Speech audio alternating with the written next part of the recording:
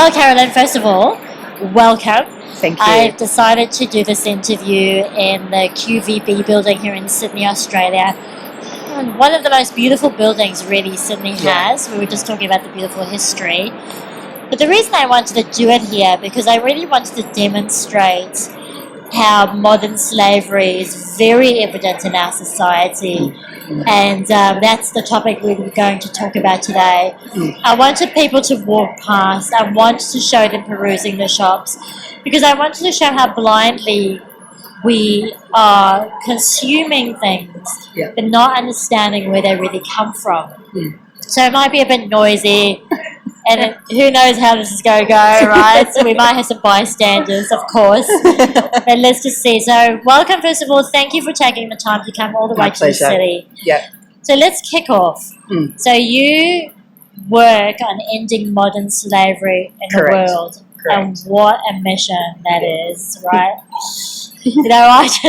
I can't even imagine. First of all, let's discuss what is modern slavery really.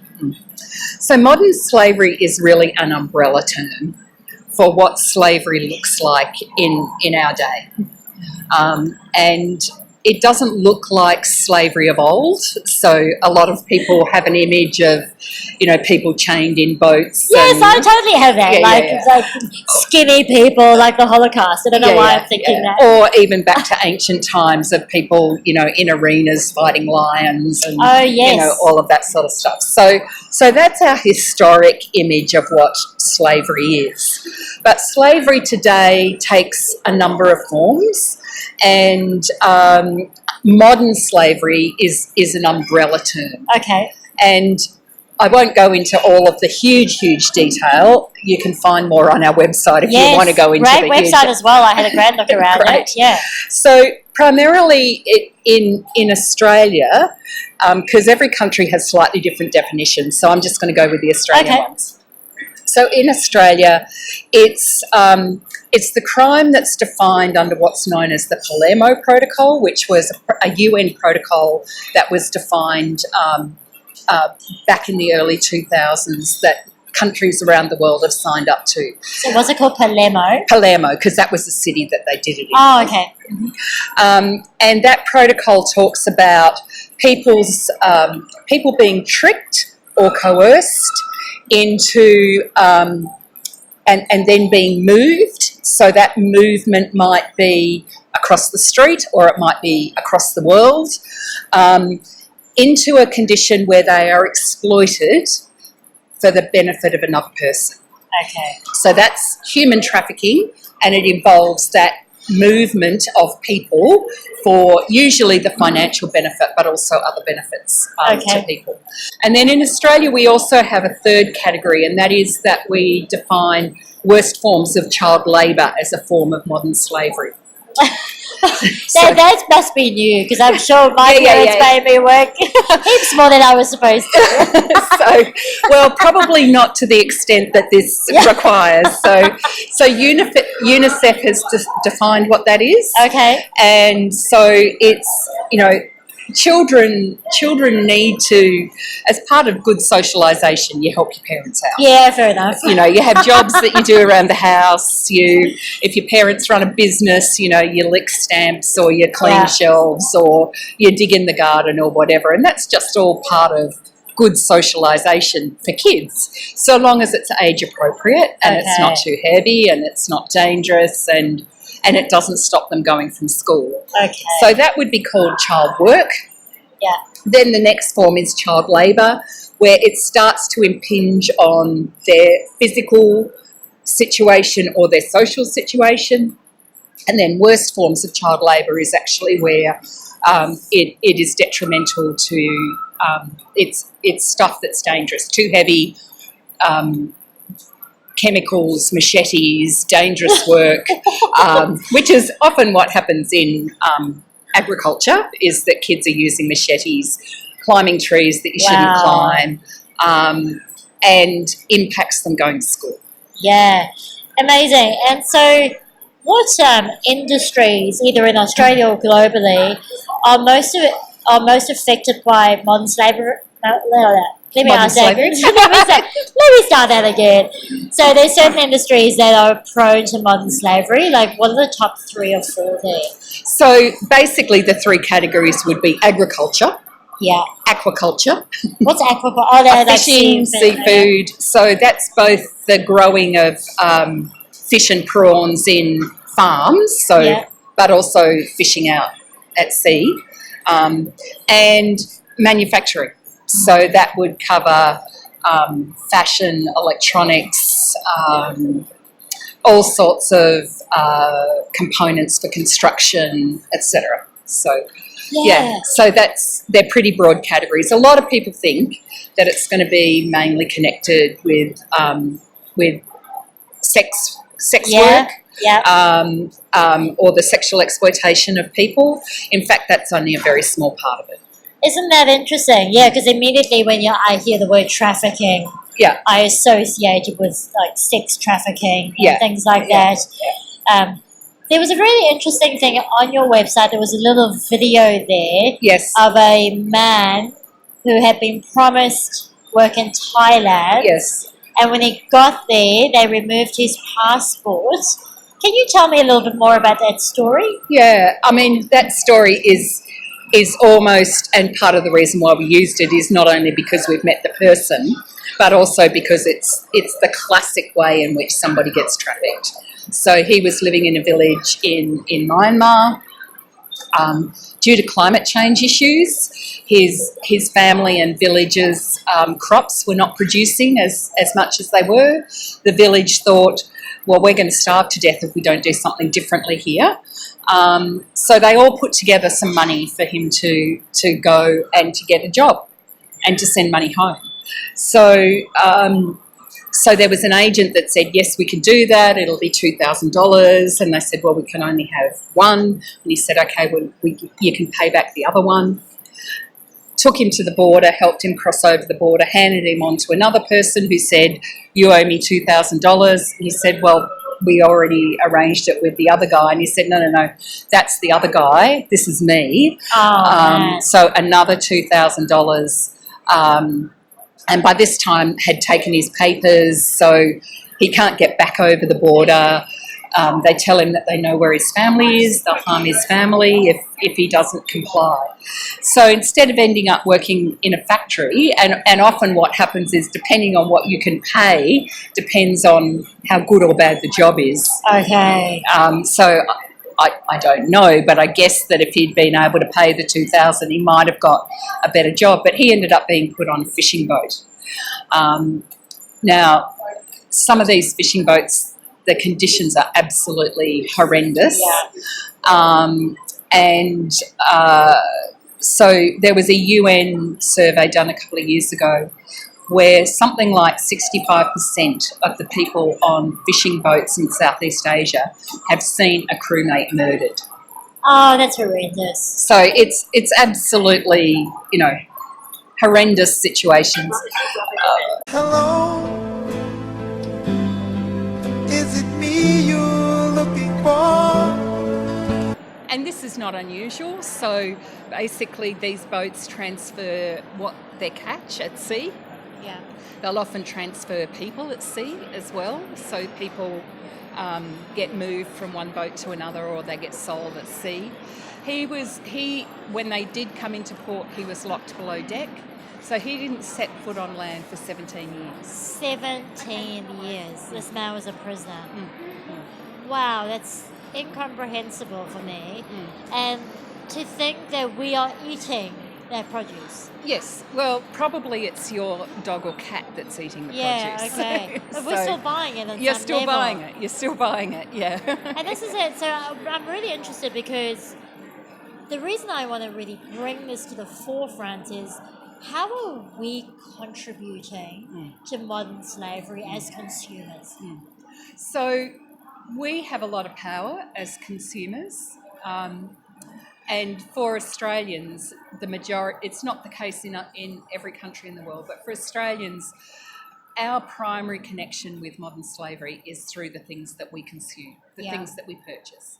And Australia has pretty much had a policy of sending all of our manufacturing offshore. industry by industry. It's Yes. gone uphill. Fashion, cars, etc., etc. Everything, pretty much. And the reason we've done that is so that we can get things cheaper. Which doesn't seem to translate for me because the prices seem to stay the same. Well, they do. And then the reason I mention that is you saying you're taking it overseas so it can be cheaper for us, but really it's not. So who's really benefiting from exploitation overseas? Because are we as the consumer really benefiting? That's really hard to tell. Yeah, but exactly. certainly- That's just I'm just wondering because they say it's for the benefit of the consumer, but I think that's a blatant lie. But coming back to the original question, how are we contributing? So we're contributing every time we put on clothes, potentially. We're contributing with our electronics. We're contributing with the food that we eat, the things we build our houses with, potentially. So pretty much any imported product that comes into Australia, which is a lot. Oh yeah, huge. Yeah. I wonder if the throwaway culture really contributes there too. And I was just thinking, today I have a trolley that I use Yep. at my home, and it's like a flip trolley, and it broke. The little doodacky flippy thing broke. Yeah. And I remember thinking, oh, well, I have to get a new one. Oh, I have to throw it out. And then I thought to myself, no, I won't fix throw it. it out. I'll go and get it welded.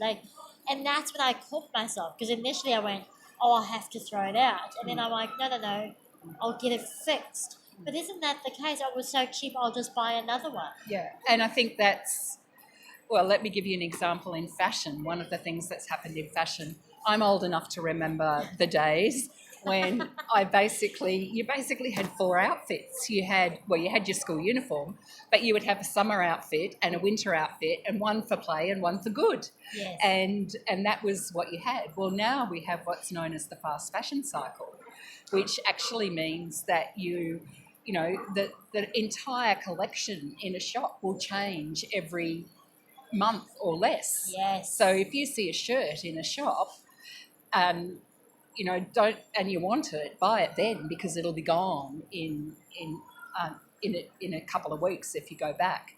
So we now have this fast fashion cycle where things turn over really, really quickly. Which is driven by money once again. Which is driven by money, because often, not always, but often the quality of those clothes is not great. It's not great. It's not as good. And so it doesn't actually last from one year to the next. Yeah. And so you're actually meant to throw it out. Yeah. And the fastest growing item in Australian landfill is clothes. Yeah, amazing. So you're actually meant to throw these clothes out. Things like putting them to op shops if they're still okay, doing clothes swaps with your friends. And even op shops, though, won't take clothes anymore because they just inundated with clothes. Yeah. And, really, people just don't want to buy secondhand stuff anymore because the new stuff is so cheap. Yes. So it's really about thinking before you buy. Yeah. Really. And I think it's also about some op shops specialise in higher quality clothes. Yes. So you can actually go to them and you can get really high quality brands that you wouldn't be able to afford in another way. But we could actually mend our clothes. Totally, right? We could actually sew a button on, Yeah. So I think part of it is that consumer cycle. With electronics, the world spends more in a year on personal Apple products than the entire world gives in international aid. Oh my God, that's astounding. So, we have totally reprioritised what's important in the West. Yes. So if we're spending more on Apple products, and that's not counting all of the other brands, if we're spending more on Apple products than the whole world spends on helping the poor of the world to lift themselves out of poverty, there's something really wrong. And also, Apple is used less than Android. Yes. You wouldn't believe it with the good marketing, but less people use Apple, which then tells me, oh my God, if they're using that much on Apple, how much are they using on other products? And that, once again, is driven by marketing and really us identifying with the phone in our hand. Yeah. I want to say that it's as easy as making good buyer's choices, which I did believe until I went to the supermarket this weekend Yep. and I was standing by the chocolate aisle. Yes.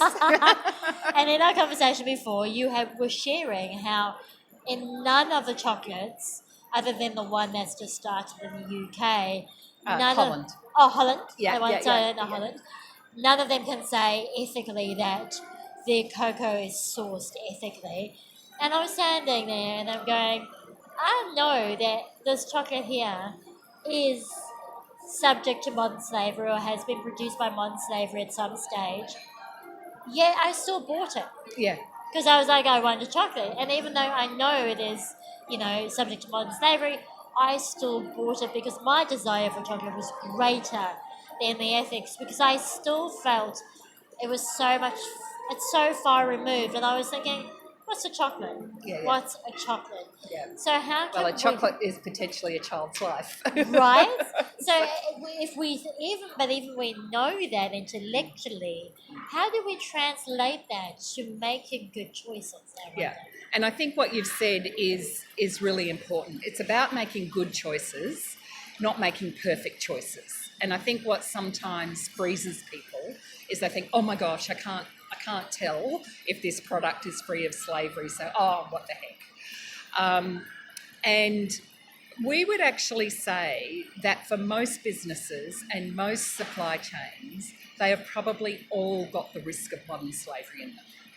So part of the reason why those chocolate companies don't say that we've gotten rid of all worst forms of child labour and modern slavery in our supply chain is that you only have to find one child Yes. on your farm and you're discredited.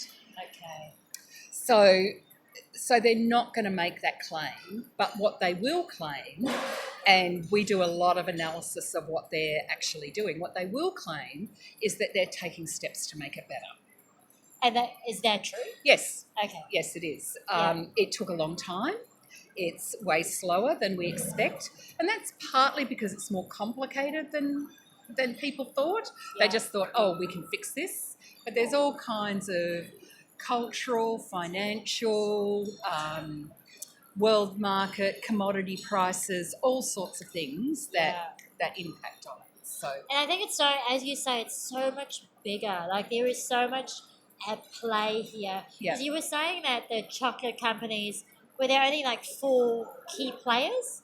there's So six. 6 key There's players. 6 key players. So they account for about 80% of the world's chocolate.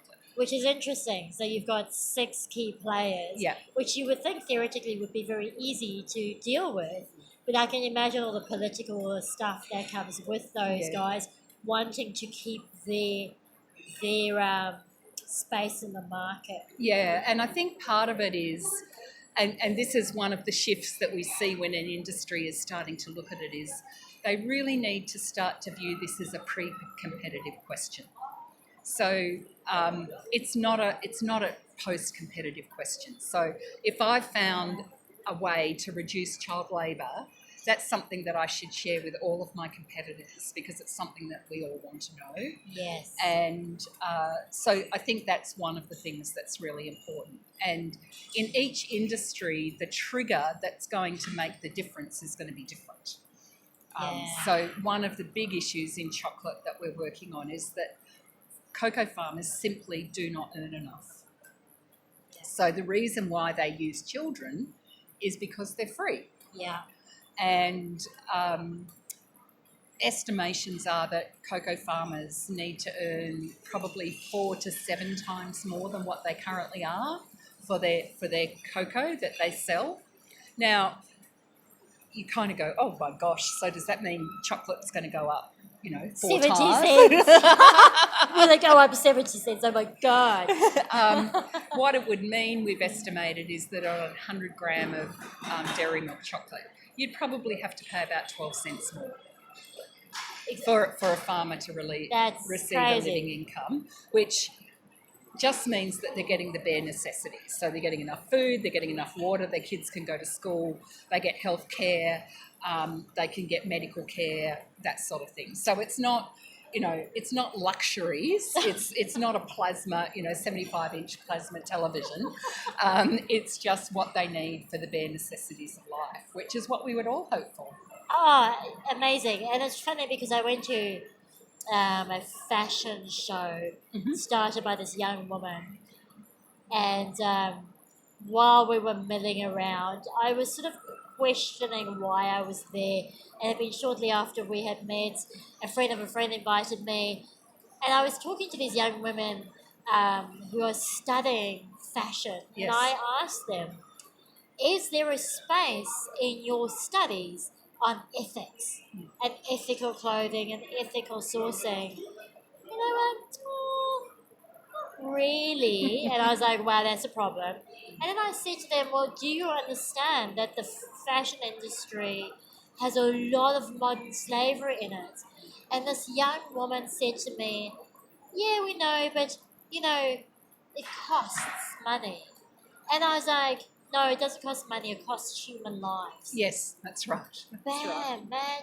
Check. You're 19 years old and you're telling me regurgitated bullshit. Yeah. Yeah, because you have no understanding of what is really involved, right? And the reality is with a garment, particularly if it's got cotton in it, at every point of the supply chain there's a risk of modern slavery.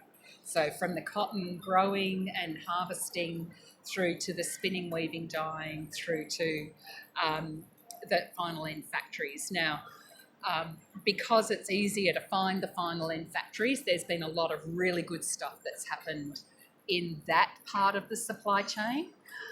Countries like Bangladesh really looking to address that and so on, and fashion labels looking to address it. But there's a whole supply chain that kind of goes back from there that very few people are looking at. And it's complicated. It's complicated to look at it. So yeah, and for them to say, well, it's costly, it actually isn't. No. You might be talking about 30-40 cents on an $80 pair of For jeans. us, it's not costly at all. Yeah. Like, look Well, at even for the companies, I Yes. mean, that's a rounding error. I was just saying from an Australian dollar going, it's Yeah. not costly at all. It's not for costly. anyone. It's not costly financially. And, we talk to a lot of businesses who actually tell us when they've taken these sustainability issues seriously that it's actually been good for business. Isn't that amazing? Yeah. Karma. I just think it's karma, right? Well, I don't think people want to buy clothes that have got slavery in them. No. You don't of want to course I wear don't. things where somebody's been abused. You don't want to eat things where somebody's been exploited. No. And so part of it is that you need to be able to know, and Yes. that's like you standing at the chocolate counter. So I could have told you there are 8 different logos you can look for, which mean those chocolate companies are doing something to address modern slavery. Yeah. Now, you wouldn't have known unless you knew to look. Yeah. But so we educate people about what those 8 or so labels are in chocolate. When it comes to fashion, I mean, you really need to ask the companies. You need to get hold of things like the Ethical Fashion Guide, keep it in your purse, show it around to people, get copies of it. Yeah. And there's also an app called Good On You that also looks at both labour issues and environmental issues in relation Good to... on you. Good is on that, you. Is that a global thing or just a It is Australian now. thing? It is now. That's yeah. fantastic. Yeah. So there are tools that you can get in certain industries that will actually help you. Yeah, and I think also for women, really question why you want to buy something. Absolutely. Because we've been lied to so much. Once Yeah. again, the identity. And I'm really labouring this point because I really want us as women. We talk about equality, we talk about empowerment, but man, it goes further in our own nose. Absolutely. And yeah. we really need to make wise choices on these Yes. things, Yeah. right? Just moving on from that, how can we as business leaders, women in our audience, a lot of our audience are business leaders, how can those business leaders start taking action to ensure that their business is ethical? Yeah. So there's a lot of things that can be done, and there's a lot of frameworks that you can choose to work with. Increasingly, countries, developed countries, Western countries, are putting in place legislation that requires companies to look at their supply chains and report on what they're doing to address modern slavery. So Australia now has an act like that. California does, the UK does. There are a number of countries in the EU that are looking at it. Canada, Hong Kong. It's happening. Great. So you could become a champion in your business for that happening. And one of the things that we say is it's not just as simple as complying with the regulation. You actually need to have conversations across your business and say, do we really want to be a business that could have modern slavery in its supply chain? Or do we want a business that can say, yeah, we found modern slavery, but we'd actually done everything that we possibly could to address it and to change our systems, and we have helped the person found to be remediated and have their lives restored. Yeah, and our audience own the business, so they have every capability to do something about that. So I really want them to look at the website first of all, and then to see what they can do, and just to start that conversation and to reach out to you guys, because I know you guys work globally as well. So thank you for sharing that. I think that's amazing. I'm so passionate about the topic, I'm choking up. I really am passionate about the topic because I think the world needs to wake up now. Ignorance is no longer an excuse. That's right. And we can claim busy, we can claim anything, but really ignorance is not an excuse anymore, and it's all of our responsibility to take that on. We're all consumers and we all have power. Yeah. And if we combine that together, we can actually end this. Absolutely. Do you think it will happen in your lifetime? Oh, absolutely. It has to. Of course, another 50,000 years.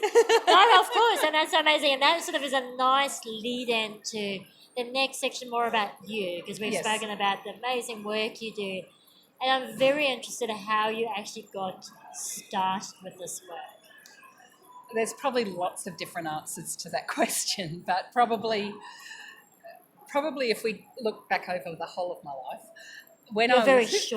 my very short life, yes. When I was 10, my family moved to the US from Australia, and we travelled there via Mexico.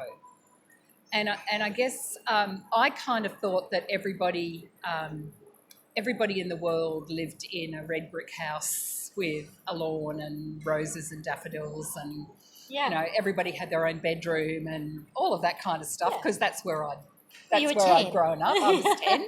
That was my kind of worldview, and this is before the internet, believe it or not. Was there ever a world before the internet? Yeah, there was.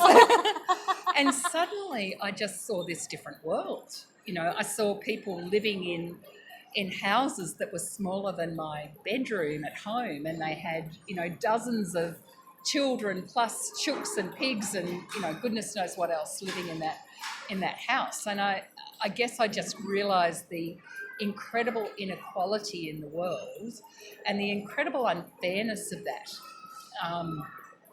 Why should the fact that I was born in Perth mean that I get a bedroom? This is in 10-year-old understanding. Yeah, sure. But if I was born in Mexico, I don't. That's a very wise question to ask yourself as a 10-year-old. Yeah. So I've always had and then when we travelled home a couple of years later, we went via Asia, and in those days places like Hong Kong and Singapore and Kuala Lumpur were pretty much very undeveloped places. They're not now, but think of an undeveloped Asian city, and that's what they were like.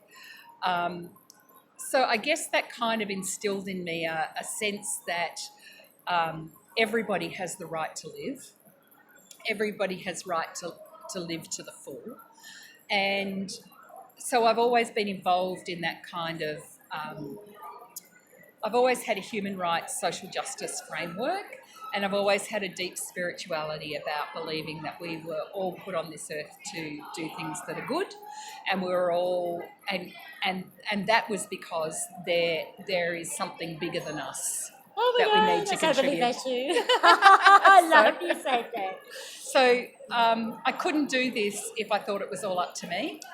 Because it's so massive. Because it's so right? massive. Yes. So I do believe, and for me, it's the Christian God. For other people, it's other things. But for me, I do believe that there is a God with a plan for the world, and that plan includes that we should all be treated with dignity, that we should all live life to the full, and we should all have our lives should be fair, and we shouldn't be exploited.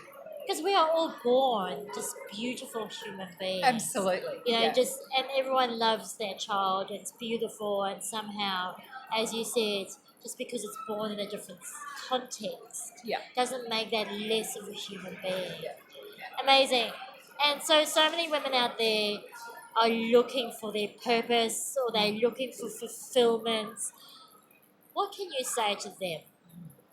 Would you say, first of all, you're living your purpose? Absolutely. I mean, there isn't a day that I don't wake up and think, what can I do today? Which is incredible, right? Because it's exciting that you are excited about it, because Yeah. I wake up and go, wow, that is so massive. Yeah.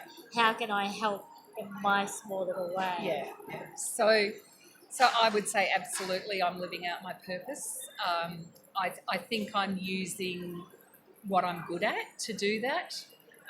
So we're all going to be good at doing something different. So you're going to be good at broadcasting this story out. I'm not good at that. Brilliant, by the way. Brilliant. Brilliant. I'm good at networking, getting people together, getting them to agree on the direction that we should go. I'm good at putting things in frameworks. So I'm just using what I'm good at. So I think part of discovering your purpose is is understanding deeply what your strengths are. Now, they may be what you get to do every day at work, but they may not. Okay. I'm lucky that the two have synergised for me. Yeah. But if they're not, then find somewhere, if you're an accountant, you think, but I really want to change the world, then find a way to do it. Do it. Yeah. Exactly. And I feel the piece of knowing yourself Yes. is so essential, do you think? Yeah. Oh, yes. And, sometimes things divert us. Having children, getting ill, relationship issues mean that we have to take step backs from time to time. But when we know what that general direction is, we can always get back online. And I think it's a great comfort and security. Yeah. And as you said, having faith. For me, faith, whatever that translates, whatever that language is for people, but knowing that there is a higher consciousness out there that is guiding us, and that we are here to do something. We are here to contribute. And I know society says achieve, get stuff. And once you've get stuff and you've achieved stuff and you've got the holidays and you've got the car and you've got the kids, then you've made it. And yet innately, I think there's a know, lot of unhappy people who've made it like that. It, of course. And you see people like multi-billionaires, billionaires going, I'm so unfulfilled, and you think, boo-hoo. But it is boo-hoo, because so sadly they've living an incongruent life. Yeah. And I think that gnawing voice will always tell you. Yes. And we subdue that voice by getting more stuff or whatever that is for us. Did you ever have that gnawing voice saying, do this? Probably that. I think I've more set a direction for my life, and then the opportunities have plonked on me. I think other people get the gnawing voice and then go looking for the opportunities. I think because quite young, I actually decided what the direction was. Then it's a matter of pulling in the opportunities as they happen. But it does happen the other way. Yeah, that makes sense. So what I'm hearing you saying is make a decision of what you want to invest your time in, because I think that's what the main thing is. There's an indecision. I know I'm unhappy, but I don't know where to go. Is just make a decision and invest a little bit of resources into it. You don't have to throw everything away. Just invest some time and resources into one little thing. See how that goes for you. Absolutely. And the next little thing, and the next little thing, and the next little thing, until you find your thing. Yeah. Right? Yeah. And find people who will support your values in terms of doing that. Well, I have had such a great time talking about something so serious. I want to thank you, first of all, for dedicating your life to this. I really believe that there's amazing people like you, almost a dime a dozen these days, but there are amazing people. I also think you are so unacknowledged. So I really want to acknowledge you Thank for you. taking on this thing. And you are really making a big difference. I mean, we could talk about this for hours, but you have had some really big wins. Yep. And one of them I can really think of now is having the Modern Slavery yeah. Act of Australia passed. I mean, that's massive, right? So thank you, first of all. Thank you for sharing your passion with us. And I'll just wait till those people move on. Where can we get hold of you, first of all? Sure. So let me just say, one of our mantras in Stop the Traffic is there's no end to what you can achieve in the world if you don't need to get any of the credit for it. So we want to give the credit to everybody that makes a change in their life choice about contributing to ending modern slavery, and we just simply want to provide them with the resources to do that. So you can find our website, which is www.stopthetraffic with a K. I did it the other way around. I kept bouncing back. So it's with a K. Stop the Traffic with a K. Yes. .com.au. And we also have another website called inplainsight.org.au, which has been part funded by the Australian government. And it's really about raising consumer awareness about the products that they buy. What was it? What was it called again? In plain sight. In plain sight. Because Okay. often human trafficking is hidden. Yes. So what we're trying to do is bring it out in plain sight. Exciting. I'm totally putting those links in. Yeah. So just final question, because it is practical wisdom for Yes. women to live their red hot truth. Yes. I wonder what your final piece of practical wisdom for our women is today. I guess there'd be two things. One would be believe that there's no end to what you can do for good if you don't need to get recognised for it. And I guess the other thing that I think is really important is be around people who aren't like you. Because I think we spend too much time in Western society compartmentalised, hanging around with people who are like us, who confirm our beliefs rather than challenge them.